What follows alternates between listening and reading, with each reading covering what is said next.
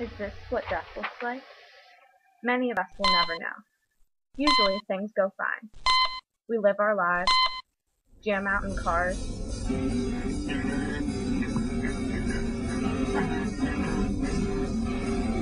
but in just a split second, this could be you. This could be anyone. You too could be on life support. But where does life truly end? Where do you want your life to end? When your heart stops? When your brain's dead? Who will make a decision for you? Doctors? Family? Your religion? The court? Make it your choice.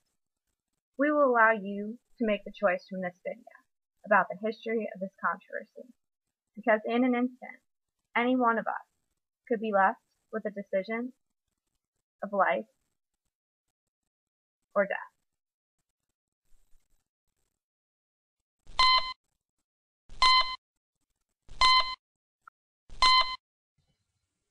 In our class survey, 4 of you consider brain death to be the moment of official death. It is now considered by doctors and the medical profession, supported by legal and ethical consensus, that if a person suffers brain death, they are officially dead. Do you see the difference? Which brain would you want to live with? If you suffer brain death and choose to live on life support, then this is what will become of your life.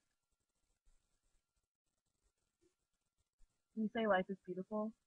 Would this really be living? Think this can't happen to you?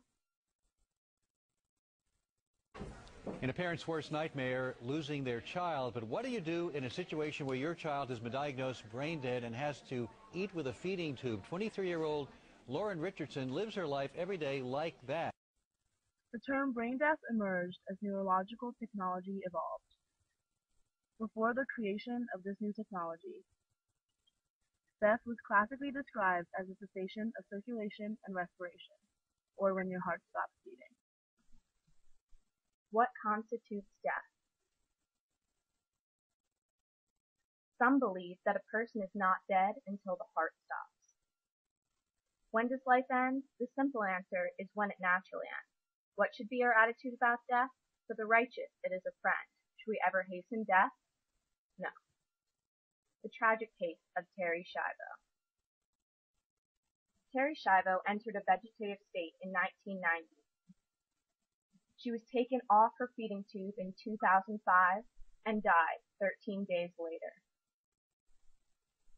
Terri's life and subsequent death incited anger in certain segments of the population.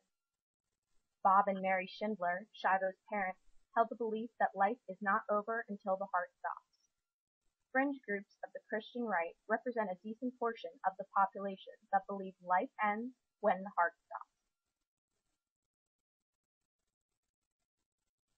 Politicians like George W. Bush also expressed condolences to the Schiavo family. Studies have shown that approximately 8 in 10 Americans believe that families should be able to choose life support for an unconscious patient, even if the doctor believes their quality of life would be poor. In many cases, saddened family members see that they have two options. They can either keep their loved one alive, or they can take them off life support, leading to the grave.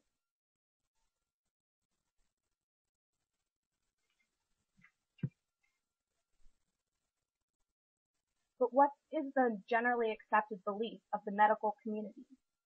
In about 20% of cases, some say brain activity can be detected before the heart stops.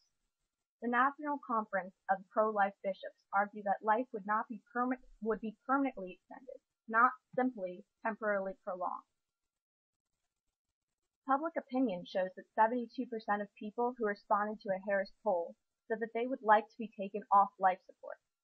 But this could change with new medical advances. New research being made public may revolutionize the way that brain injury patients are treated. Doctors have found a British woman unconscious after an accident is aware of her surroundings and seems to be able to respond to what people are saying to her.